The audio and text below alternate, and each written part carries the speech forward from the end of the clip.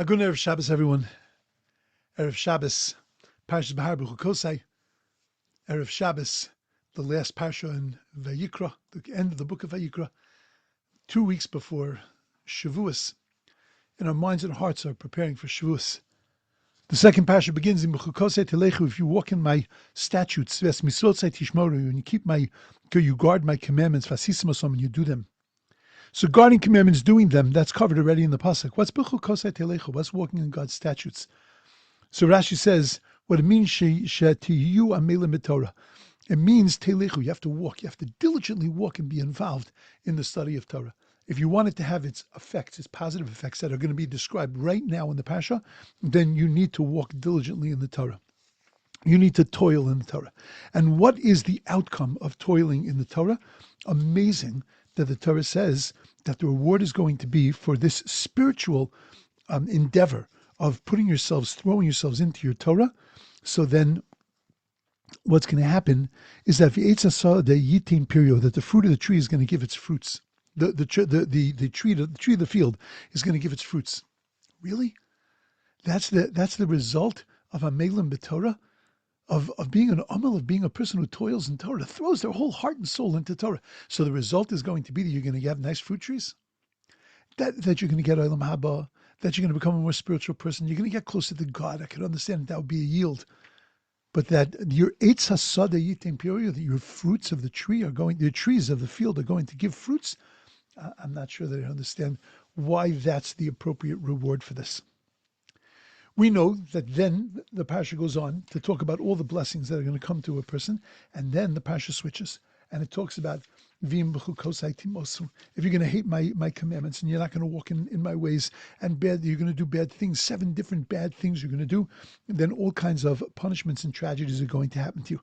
And the Torah lists the Teichacha, the curses that are going to befall the Jewish people if they don't adhere to the Torah. We know that we read the curses twice a year. We read the curses once in Parshas Bechukosai and once in Parshas Kisavo. Kisavo is right before Rosh Hashanah.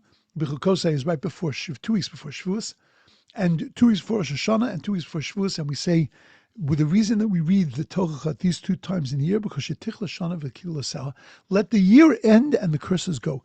That you take those curses, you banish them, you get rid of them, and you make yourself free of those things that shackle you down, and now you can move on to the new stage in your life. Rosh Hashanah, I understand, because you're moving on to the new year. But what are you moving on to in Shavuos? So our rabbis tell us that on Shavuos, we are judged for the Peros Ha'ilon, for the fruit of the tree. A funny thing. Fruit of the tree, why is that not judged? Why is that not Tu B'Shvat? Why is that not any other accounting time during the year? Plus, we know that there are actually 4 accounting times during the year. And if that's the case, we should do this reading of the Torah not once, not twice, but we should do it 4 times a year. So what exactly is going on here? How does the fact that it's a Rosh Hashanah, that it's some kind of new beginning, it qualifies for a reading of the klalos, of the curses before it? So I think what is being discussed and what is being taught to us here is an incredible thing. First of all, we understand that we share a lot of similarities with trees. We're compared often to a tree. The Torah itself says, though it says it as a question, but nevertheless the Torah says that that man is like a tree of the field. We know that when you're looking for a bracha, the Gemara has one of the sages looking for a bracha to give to another one of the sages. And he says that just like by a tree, Elon, what am I going to bless you with? That you should be a strong tree, you're a strong tree. That you should have good shade, you give shade, that's what you are. That you give fruit, you give fruit. But that everything that comes from you should be just like you. And that's the bracha that he gives to the other sage. We use the tree as a metaphor for our existence. We know Chaye Olam Nota B'Seichenu, we say, that God didn't just give us everlasting life, but Nota B'Seichenu, he planted it inside of us. The Gra says that when God said that he created man B'Tselem Elokim, Tselem is the same gematria, same numerical value as Eitz. There's a deep intrinsic connection, but it goes even deeper. Because we say that a tree really parallels the life of a human being. The tree has 3 main functionary parts. It has the roots, has the trunk, and it has the fruits. The roots are the tefillas, is tefillah, the thing that grounds us, the thing that makes sure that we are sustained, that gives us our spiritual fuel. We then have Torah. The Torah is our trunk. It's what our lives are made of. It's what we climb on. It's what we build on. It's what forms the centerpiece of the structure of who we are. And then there's Peros. That's the outcome of all the good deeds and all the beautiful things that we do based on the tefillos and the Torah that we keep.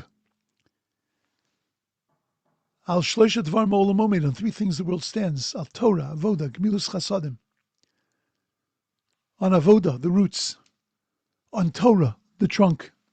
And Gemilus Chasadim, the Peros. We are like trees. What it means is, when we say that on Shavuos we're judged for Peros Ha'ilon, it is metaphoric also. And it's telling me that the Peros Ha'ilon that we're judged on is not only the grapes and the olives, but the Peros Ha'ilon that we're judged on is the Peros of our Elon. We are trees in this world. And what kind of fruits are we going to produce? What kind of siyata d'shmaya, what kind of heavenly help are we going to have in our Torah from this Shavuos until next Shavuos? Are we going to produce peros? Are we going to be fruitful in our spirituality? Are we going to be growing and leaving something in this world? Are we going to be producing something productive in this world? So before Shavuos, we read the Klala, we read about the things that hold us back. We read about not learning, not caring, trying to hold other people back, denying the Torah, denying God. All the 7 stages of rot that a person goes through. And we leave that behind us. Tichla shana v'kilei. Put that away from us. Get rid of that. And now we can start to move on. Now we can start to see peros. Now we can start to see fruits from our trees. Now we understand what Rashi was telling me. Rashi was telling me that to you are melim b'Torah, that you have to be an omel b'Torah. Because when it says Bechukosai telechu, it doesn't just mean a chayk, it doesn't just mean something that is a statute, but it's something that is chokuk, a chakika, something that's engraved. That in Bechukosai telechu, if you walk as a person who's engraved, it's engraved on their heart. If you put it inside of you, if you and your Torah become one, then that is going to yield incredible produce, incredible success. And that's going to yield that your Eitz Hasoda Yitain Pirio, that you're going to be able to give fruits. You're going to be able to be successful, to have siyata d'shmaya, to have heavenly help in order to be able to be a productive person.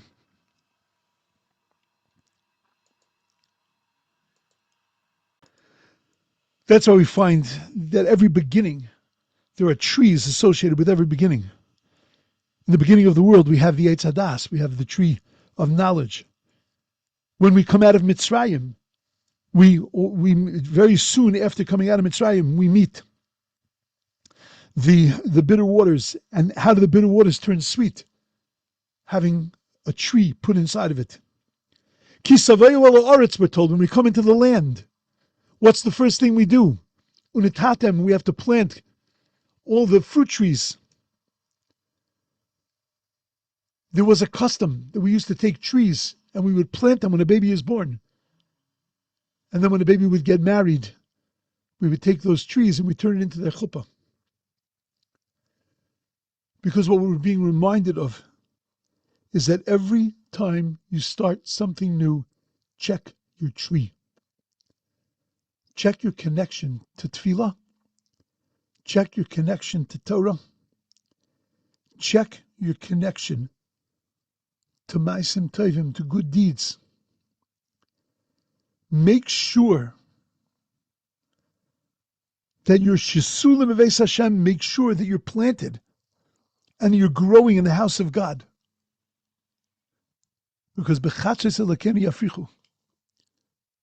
Because that's when you're going to flourish. And once a year, we get rid of the stuff that holds us back, the stuff that makes it difficult for us to grow, and to engrave those ideas in our hearts, to make sure that our roots are strong. Let's put those curses behind us. Let's identify them and remove them. And once we get rid of them, now we can grow like trees. Now we can flourish. Now we can produce incredible fruits. My friends, Shavuos, the most important part of Shavuos is not staying up all night and learning. It's critical, but not important. Not the most important part. It is definitely not the cheesecake. It is certainly not the milchiks. Those are not, maybe even just a little fluff, but not really even. The main essence of Shavuos is Kabbalas HaTorah. It's the reading of the Torah on Shavuos morning, standing at the foot of Mount Sinai, reliving that event of standing at the foot of Mount Sinai, and accepting on ourselves the Torah, taking in the nutrients of the Torah, so that from that moment forward we can begin to produce that year's crop of incredible fruits. On Shavuos nidainen al peres ha'ilon. On Shavuos it's decided not just by God, but by ourselves, by us. What kind of fruits am I going to produce this year? And that's what I got to be questioning. I got to be looking at. That's what I got to be preparing for in the next 2 weeks. When I get rid of this Shabbos, all the negative stuff, and now I'm ready to start to grow, what kind of pears am I going to produce? When I stick into that a renewed energy of Nasev and Nishma that I get on Shavuos morning.